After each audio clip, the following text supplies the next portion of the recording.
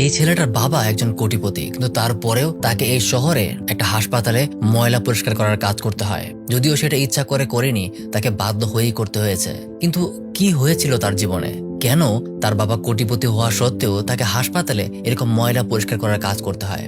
এটা খুব সুন্দর একটা গল্প, যেখানে রয়েছে একটা বাচ্চার মতো মেয়ে আর বড়লোক বাবার বকে যাওয়া ছেলে। দুজনকে নিয়েই আমাদের আজকের গল্পটা সামনে এগিয়ে যাবে। আশা করছি এই গল্পটা আপনার অনেক ভালো লাগবে।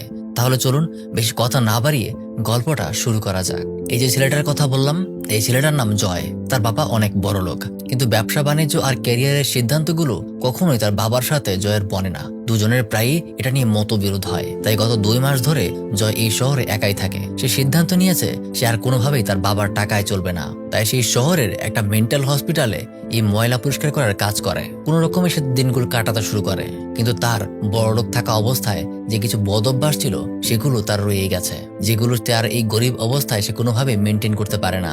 বাবার আন্ডারে থাকা অবস্থায় সে প্রায় লেট নাইট পর্যন্ত পার্টি করত, বিভিন্ন ক্লাবের সুন্দরীদের সাথে গিয়ে নাচানাচি করত, আর যত খুশি তত ড্রিঙ্ক করত।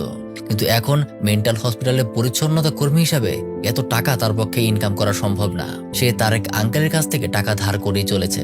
এখন ধার করতে করতে এমন একটা সিচুয়েশনে সে চলে এসেছে যে এখন তার কাছে 1 টাকাও নেই। আর যে বারে সে ড্রিঙ্ক করে, নাচানাচি করে, সেখানেও তার অনেক টাকা বাকি পড়ে গেছে। তাকে সেই ক্লাবে এখন ঢুকতেও দেওয়া হয় না। এমনকি গত রাতে একটা মেয়ের সাথে সে ছিল, সেই মেয়েটাকেও সে টাকা দিতে পারেনি। আজকেও যখন সে ড্রিঙ্ক করার জন্য বাড়ি গিয়ে ওয়েটারদেরকে অনেক রিকোয়েস্ট করছিল, তখনই তার এই পাওনাদার আঙ্কেল সেখানে চলে আসে আর তাকে 1 সপ্তাহের মতো সময় দেয়। 1 সপ্তাহের মধ্যেই তাকে তার টাকা পরিশোধ করতে হবে, না হলে তার অবস্থা খারাপ করে ফেলবে। তাই মন খারাপ করে জয় ওই মেন্টাল হসপিটালে এখন ওভার টাইম কাজ করতে শুরু করে। কিন্তু এই ময়লা পরিষ্কারের কাজ করে কোনোভাবেই তার টাকার জোগাড় হবে না। তাই অবশেষে বাধ্য হয়ে সে তার বাবাকে কল করে। কিন্তু তার বাবাকে সে মোটেও বুঝতে দেয় না